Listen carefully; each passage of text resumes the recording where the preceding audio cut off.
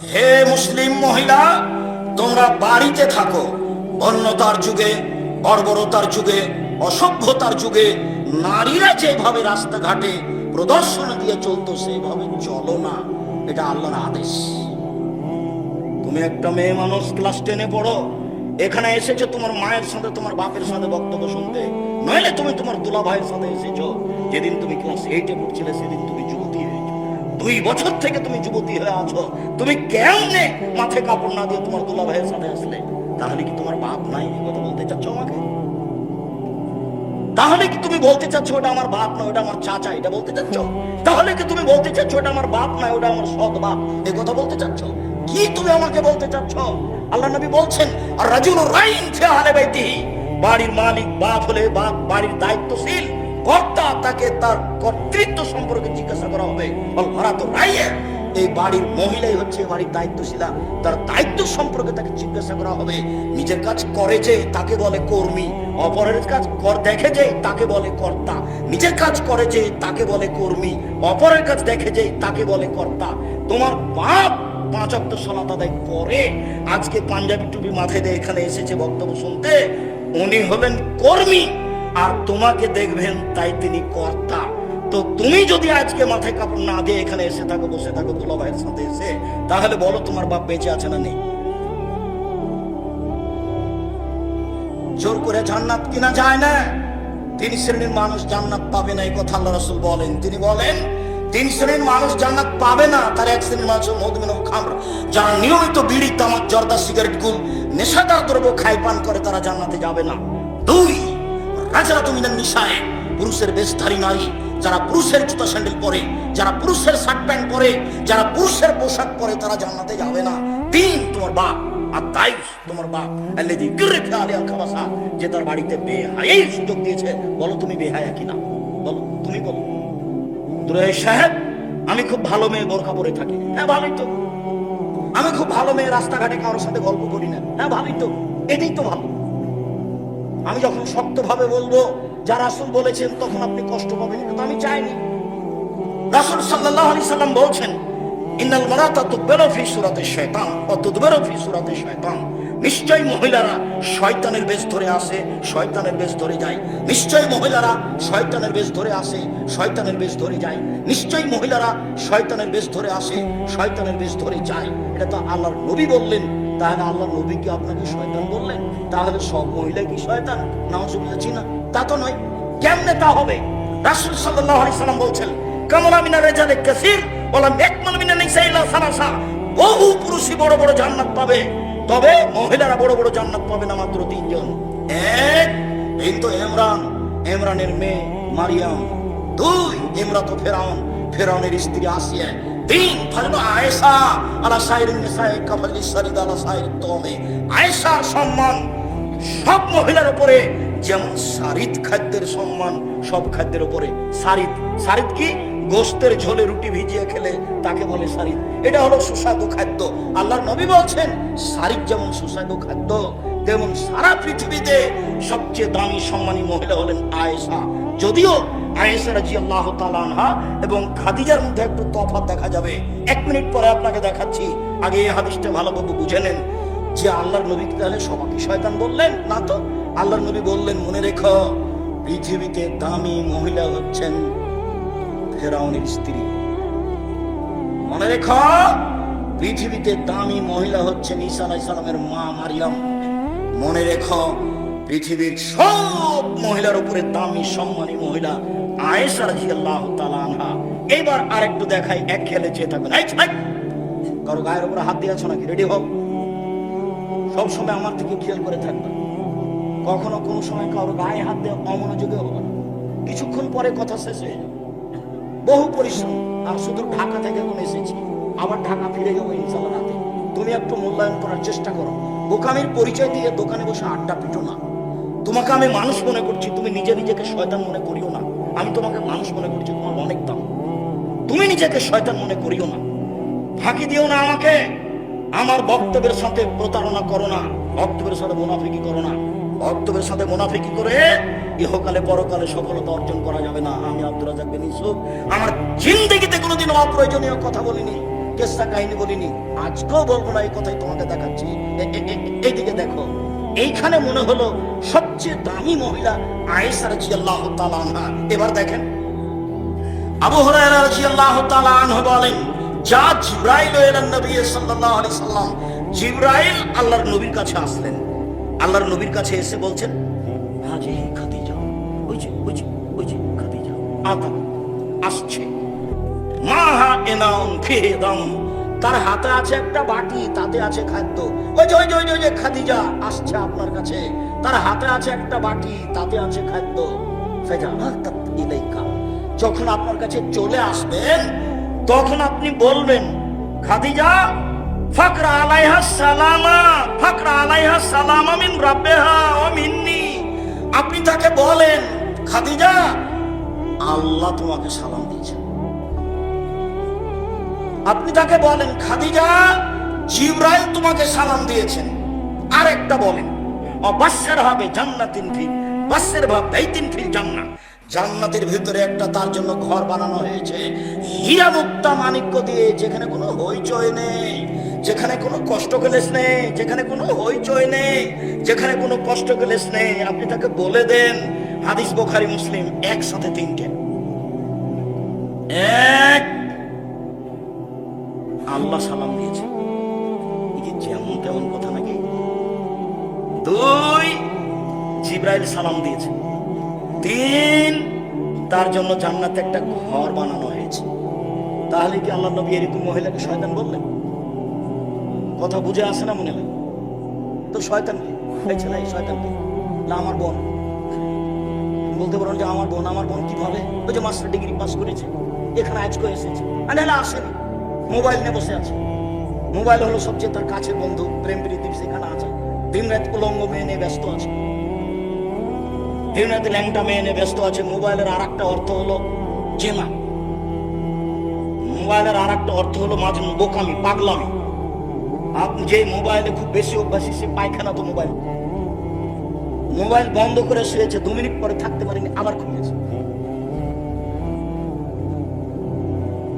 Mobile হচ্ছে নেশা, মোবাইলের আর একটা নাম হলো জেনা। যেখানে বড় মোবাইল আছে, বড় সেদের সেগুলো নিরাপদ নয়। অতএব তোমার বোন সেখানে আছে। ঘটনা লুকিয়ে রেখে কোনো লাভ নেই। আজকে লুকিয়ে রাখলে কালকে তো লুকিয়ে রাখা যাবে না। কি করে সম্ভব? তা সম্ভব নয়।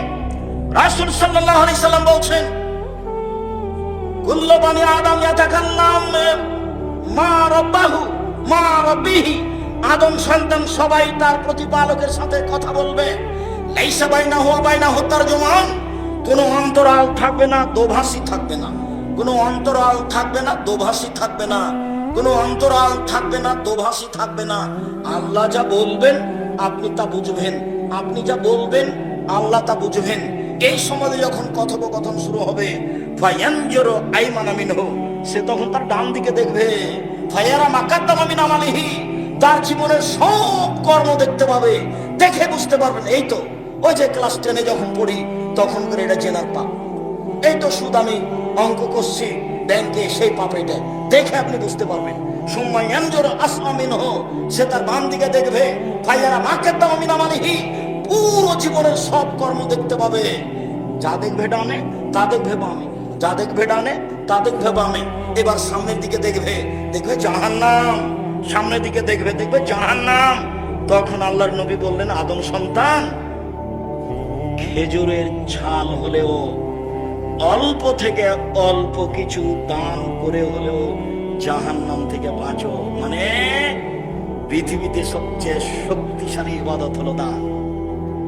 সালাত দিয়ে জাহান্নাম থেকে বাঁচা যায় না, হজ দিয়ে জাহান্নাম থেকে বাঁচা যায় না, তাসবিহ জিকির আজকার দিয়ে জাহান্নাম থেকে বাঁচা যায় না। জাহান্নাম থেকে বাঁচা যায় একটা শক্তিশালী পাওয়ারফুল ইবাদত দিয়ে, তার নাম দান। আপনি সালাত আদায় করলেন, আপনার মায়ের কোনো উপকার হবে না, কবরে আছে। হজ করলেন, মায়ের কোনো উপকার হবে না, কবরে আছে। আপনি তাসবিহ জিকির আজকার করলেন, আপনার মায়ের কোনো সুবিধা হবে না, কবরে আছে।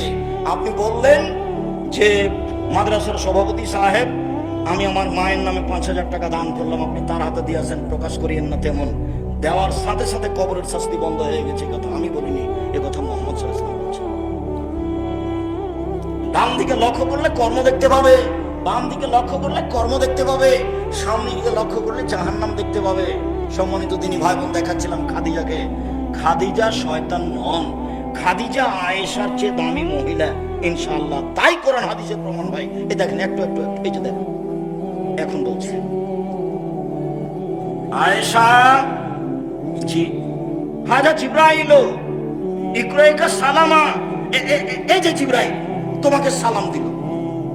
আয়েশা জি এই যে জিব্রাইল তোমাকে সালাম দিল। তখন আয়েশা রাদিয়াল্লাহু আনহা বলছেন ওয়ালাইকুম সালাম ওয়া রাহমাতুল্লাহি ওয়া বারাকাতুহু।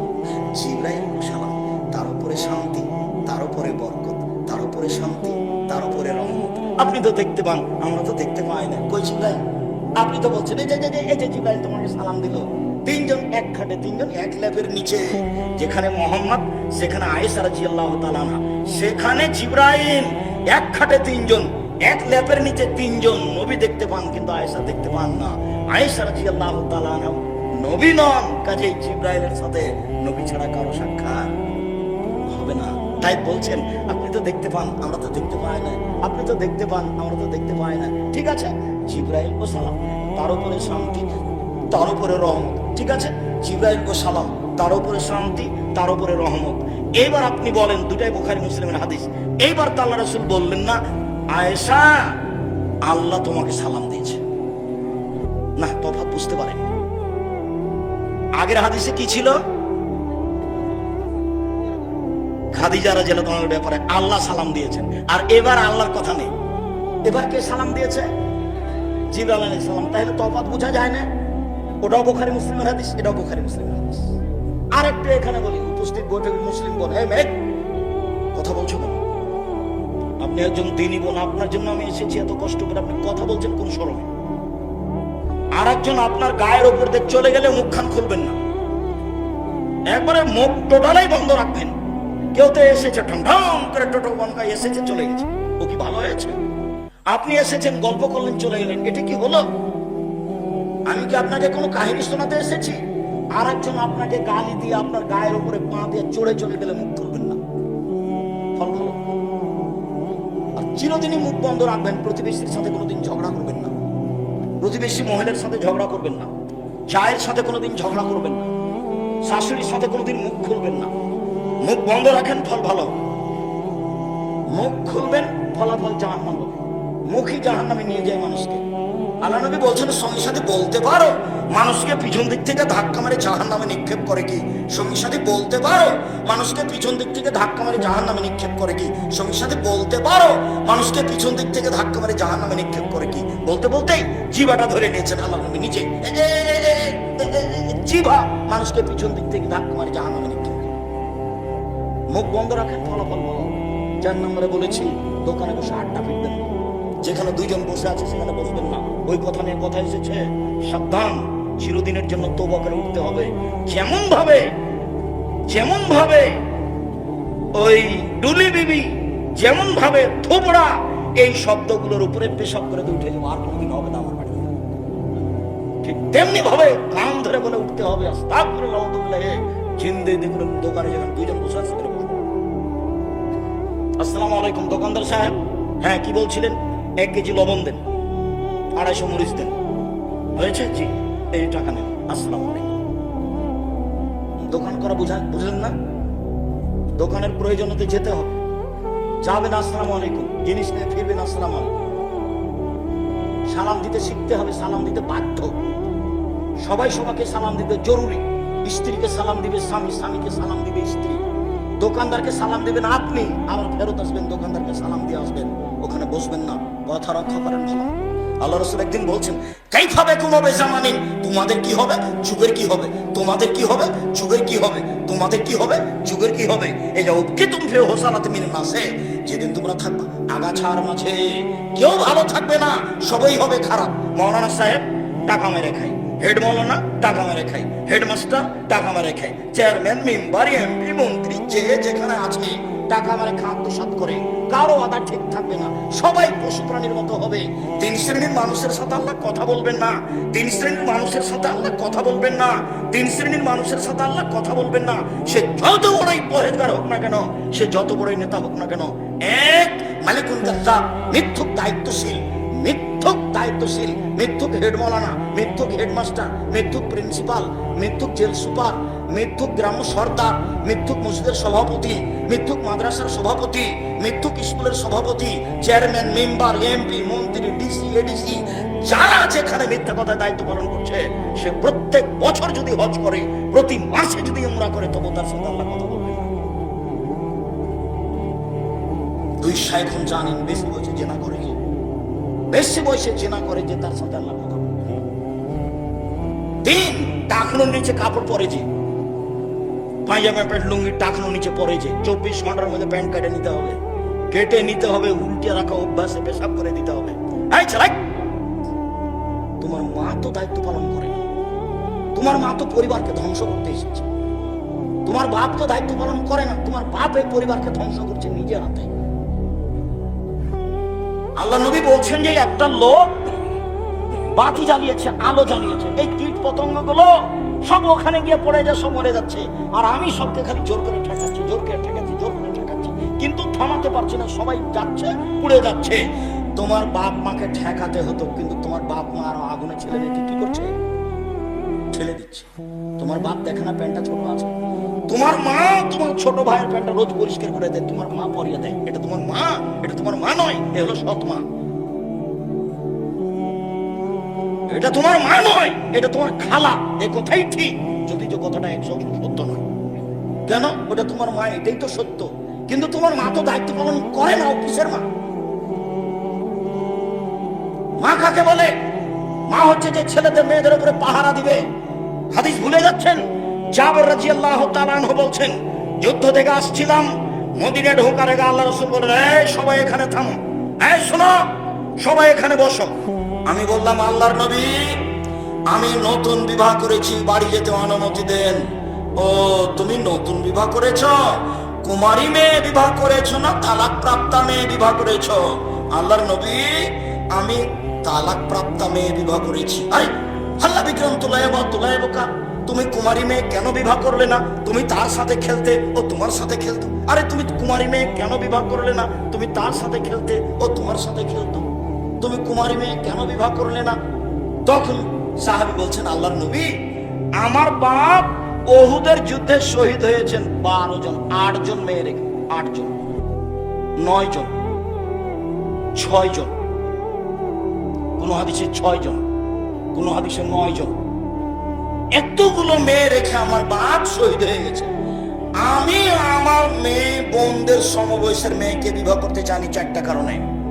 এই ছেলে, খুব খেয়াল করো, আপনি আমার দিনী ভাই, আপনি আমাকে দেখতে পান আর না পান, এক খেয়ালে চেয়ে থাকবেন, পা নড়াচড়া করবেন না, কথা যেন 19-20 না হয়।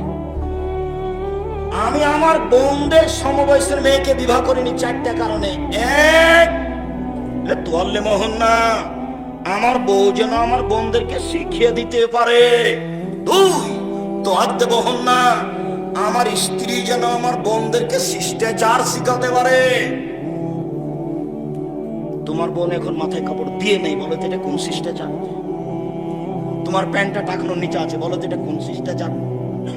একটু আগে এখান থেকে উঠে গিয়ে বাইরে সিগারেট খেয়ে যায় না, বলো তো এটা কোন শিষ্টাচার? তোমার মায়ের ব্লাউজটা এ পর্যন্ত আছে, পেট দেখা যাচ্ছে, বলো তো এটা কোন শিষ্টাচার? বলো যে আমার বাপ খুব পরহেজগার মানুষ, বলো তো দেখি একটু।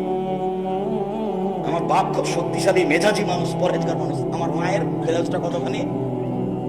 পেট পর্যন্ত, সবই ফাঁকা আছে। 3, তুরাজ্জাল হন না, আমার স্ত্রী যেন আমার বোনদের মাথার চুল চিরনি করে দিতে পারে, পরিপাটি করে সুন্দর করে সাজগোজ করে রাখতে হবে। 4, তাকুমা আলাইহিন না, আমার বউ যেন আমার বোনদের উপরে পাহারা দিতে পারে। মা মানে পাহারাদার, হাদিস বুখারী মুসলিম। আমি যদি বুঝাতে না পারি আমি অক্ষম। এ হাদিস 1450 বছর থেকে বুখারী মুসলিমে আছে। 1450 বছর থেকে মা বাচ্চাদের উপরে কি? পাহারাদার। মনে থাকে কিনা? এক, আমার স্ত্রী আমার বোনদেরকে বিদ্যা শিক্ষা দিবে। দুই, আমার স্ত্রী আমার বোনদেরকে শিষ্টাচার শিখাবে। তিন, আমার স্ত্রী আমার বোনদের মাথার চুল চিরুনি করে দিবে। চার, আমার স্ত্রী আমার বোনদের উপরে পাহারা দিবে। কেন? ও বিবাহ করেছে তার মায়ের স্থানে মহিলা হিসাবে। বুঝাতে পারলাম না কথা? তার বাপের স্থানে মহিলা হিসাবে। ওর বউ সবকে দেখাশোনা করবে। তাহলে আপনার স্ত্রী আপনার পরিবারের উপরে পাহারাদার। এই ছেলে, বক্তব্য ভুলে গেলা কিনি? চলো আবার। সব মহিলাই শয়তান নয়, খাদিজা নন, আয়েশা নন। এক মিনিট দেখো, ফাতেমা রাদিয়াল্লাহু তাআলা আনহা বাপের বাড়ি আসলেই বাপ তাড়াতাড়ি করে উঠে দরজায় গিয়ে মেয়ের হাতটা ধরতেন, মেয়ের হাতটা ধরে চুমা দিতেন, দিয়ে এসে বসাতেন। এবার বাপ বেটি কথা হতো। যখন মেয়ে আসতো তখন বাপে তাড়াহুড়া করে উঠে মেয়েকে ধরে মেয়ের হাতে চুমা দিয়ে পাশে বসাতেন, কথাবার্তা হতো। রাসূলের চেহারার সাথে মেয়ের চেহারার মিল ছিল ফাতেমা, রাসূলের চলার গতির সাথে ফাতেমার চলার গতির মিল ছিল। যেভাবে নবী হাঁটতেন সেভাবে ফাতেমা হাঁটতেন, যেভাবে নবী চলতেন সেভাবে ফাতেমা চলতেন। একদিন আল্লাহর নবীর কাছে ফাতেমা আসলেন, তো ফাতেমাকে জড়িয়ে কাছে নিয়ে বললেন, কি যেন বললেন, একবার হামাও করে কেঁদে উঠলেন। আবার জড়িয়ে কাছে নিলেন, কি যেন বললেন, খুব খুশি হেসে উঠলেন। কথা শেষ। আয়েশা রাদিয়াল্লাহু, ফাতেমা বলো তো ফাতেমা, আল্লাহর নবী তোমাকে কি বললেন যে তুমি হেসে উঠলে, তুমি কেঁদে উঠলে? বলো তো ফাতেমা, তোমাকে কি বললেন? আয়েশা রাদিয়াল্লাহু তাআলা সবসময় নিজের মানটাকে খুব দামি মনে করেন। তো এখন তো দেখছেন কি বললেন, গোপন কথা যেটা আমি বুঝতে পারলাম না। তখন ফাতেমা বলছেন, না না না না না, আমার আব্বার গোপন কথা প্রকাশ করব না, আমার আব্বার গোপন কথা প্রকাশ করব না। আচ্ছা ঠিক আছে। তো যেদিন আল্লাহর নবী খালি মাটি দিয়ে সবাই বাড়িতে এসেছে, মাটি দিয়ে যখন বাড়িতে এসেছে তখনই আয়েশা রাদিয়াল্লাহু তাআলা বলছেন, বলো তো ফাতেমা, এখন তো তোমার আব্বা মারা গেছেন, সেই দিন আল্লাহর নবী কি বলেছিলেন যাতে তুমি হেসে উঠেছিলে, যাতে তুমি কেঁদে উঠেছিলে? কথা কি বুঝতে পারছেন? এইবার ফাতেমা বলছেন, প্রথমবারে আমার আব্বা আমাকে বললেন আমার সময় শেষ, আমি এখন দুনিয়া থেকে চলে যাব, তাই আমি হামাও করে কেঁদে উঠেছিলাম। পরের বারে বললেন, ফাতেমা সাইয়্যিদাতু নিসাইল জান্নাহ, জান্নাতে যত মহিলা যাবে সবার তুমি সরদার নেই, জান্নাতে মহিলা যত যাবে সবার তুমি দায়িত্বশীল, তুমি সবার প্রধান ব্যক্তি। বলার সাথে সাথে আমি হেসে উঠেছি। এবার সম্মানে কে চলে গেল? ফাতেমা রাদিয়াল্লাহু তাআলা। তখন আল্লাহ রাসূল একটা কথা বলেছেন, হ্যাঁ সবার দায়িত্বশীল ফাতেমা, এ কথাই ঠিক, তবে ইল্লা বিনতে ইমরান, ইল্লা মারিয়াম, ইমরানের মেয়ে মারিয়াম, ইমরানের মেয়ে মারিয়াম সবার দায়িত্বশীল, সবার দায়িত্বশীল ফাতেমা, এ কথাই ঠিক, কিন্তু ইমরানের মেয়ে মারিয়ামের দায়িত্বশীল তিনি নন। মারিয়ামের পার্সোনাল মর্যাদা রয়েছে, যে মর্যাদার ধারে কাছে কেউ যেতে পারছে না। খালু বলছে, মারিয়াম, জি খালু, তোমার কাছে অসময়ের ফল কোথা থেকে আসলো? দেখি শীতের দিনে ফজলিয়াম ছিল না, আপনার আবার ধরে বসিয়েন না। কি খবর মারিয়াম, তোমার কাছে অসময়ের ফল কেন? দেখি শীতের দিনে ফজলিয়াম। তখন মারিয়াম বলছেন, হাজা মিনিল্লাহ, এটা আল্লাহর পক্ষ থেকে এসেছে, আল্লাহ আমাকে রুচি দেন। এবার দেখেন তো মর্যাদা কার বেশি চলে গেল। খাদিজার জন্য তো জান্নাত বানানো আছে, যাবেন, আর জান্নাতের ফল সরাসরি ভোগ করছেন কে? মারিয়াম। এর সে কোরআন মাজিদের আয়াত, মারিয়ামের মর্যাদা অনেক অনেক অনেক উপরে। যখন ফাতেমাকে দেখালেন আল্লাহর নবী, তখন মারিয়ামকে বের করে নিলেন, এই শোনো, হ্যাঁ তুমি সবারই দায়িত্বশীল মহিলা ফাতেমা, তবে মারিয়াম। কথা বুঝা গেল না? সম্মানিত দিনী ভাই বোন, মহান আল্লাহ বলেন, ইয়া আইয়ুহান নবী কুল্লি আজওয়াজিকা ওয়া বানাতিকা নিসাইল মুমিনিন ইদরিনা মিন জালাবিবিহিন্না। মুহাম্মদ সাল্লাল্লাহু আলাইহি সাল্লাম আপনি মুসলিম মহিলাদের আদেশ করে দেন, তারা যখন বাড়ি থেকে বের হবে তখন চাদর গায়ে দিয়ে বের হবে, চাদর গায়ে লাগবে। একজন এসে আমাকে বলছে, আব্দুর রাহিম একটু বলিয়েন তো, আমাদের দেশের মুরব্বীরা ঈদের মাঠে মহিলাদেরকে যেতে দিচ্ছে না, নাকি ফিতনা হবে, নাকি ফিতনা হবে, আপনি একটু বলিয়েন তো। তা আমি বললাম, বলেন কি আপনি? আল্লাহ রাসূলের সুন্নাতকে, আল্লাহ রাসূলের আদেশকে ফিতনা মানে? এ আবার কোন কথা? এ আবার কেমন কথা? একজন মহিলা বলছেন, আল্লাহর নবী যখন বললেন ঈদের মাঠে মহিলাদেরকে যেতে হবে, যুবতীদের যেতে হবে, ঋতুবতী হায়েজ যার হয়েছে তাকেও যেতে হবে, যার সালাত নেই। আল্লাহর নবী যার সালাত নেই, যার হায়েজ হয়েছে, সেইদের মাঠে গিয়ে কি করবে? তখন আল্লাহ রাসূল বলেছেন, ইউকাব্বিরনা মান নাসে, ওরা মানুষের সাথে তাকবীর পাঠ করবে, ওরা বলবে আল্লাহু আকবার, আল্লাহু আকবার, লা ইলাহা ইল্লাল্লাহ, আল্লাহু আকবার, আল্লাহু আকবার, ওয়া লিল্লাহিল হামদ। ইউকাব্বিরনা মান নাস, তারা যারা সালাত আদায় করছে, পুরুষ যারা তাকবীর পাঠ করছে, তাদের সাথে তাকবীর পাঠ করবে। ওয়াসনা জামাতাল মুসলিমিনা দাওয়াতাহুম, তারা ঈদের মাঠে গিয়ে বক্তব্য শুনবে, ঈদের মাঠে গিয়ে বক্তব্য শুনে আমল করার চেষ্টা করবে, ওদেরকে যেতে হবে। তখন মহিলা বলছেন, আল্লাহর নবী ইহদানা লাইসা লাহা জিলবাব, আমাদের কারো যে চাদর নাই, যে কি গায়ে দিয়ে যাবে? আমাদের কারো যে চাদর নাই, যে কি গায়ে দিয়ে যাবে? তখন আল্লাহ রাসূল বলছেন, লেতুল বিসা সাহেবাতু মিন জালবাব জিলবাবিহা, তার বান্ধবী চাদর নিয়ে যাবে, তার বান্ধবী তাকে চাদর দিবে, তার বান্ধবীর চাদর নিয়ে যাবে, মানে যেতেই হবে। চাঁপাই নবাবগঞ্জের ভাষাতে ঈদের দিন মহিলার তো মাঠে যাবে, ওর বাপকে যেতে হবে। বুঝলেন না? আপনার ব্যথা লাগলে আসে আর যায় না কিছু, আমি আপনার আপনি হাসলে কি আর কাঁদলে কি, কথা আমাকে ফেরত নিতে হবে না। তবে আমি মানুষ, কোন জায়গাতে ভুল ত্রুটি থাকতেও পারি, তবে কথা সহজে ফেরত নিতে হয় না। ঈদের দিন মহিলারাকে যেতে হবে, যেতে বাধ্য, যেতেই হবে।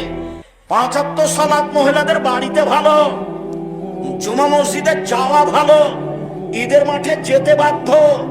5 ওয়াক্ত সালাত বাড়িতে ভালো, জুমার দিন জুমা মসজিদে যাওয়া ভালো, ঈদের মাঠে যেতে বাধ্য, যেতেই হবে। ভালো মহিলা তো যাবে, যাবে, যারা হায়েজ হয়েছে তাকে যেতে হবে।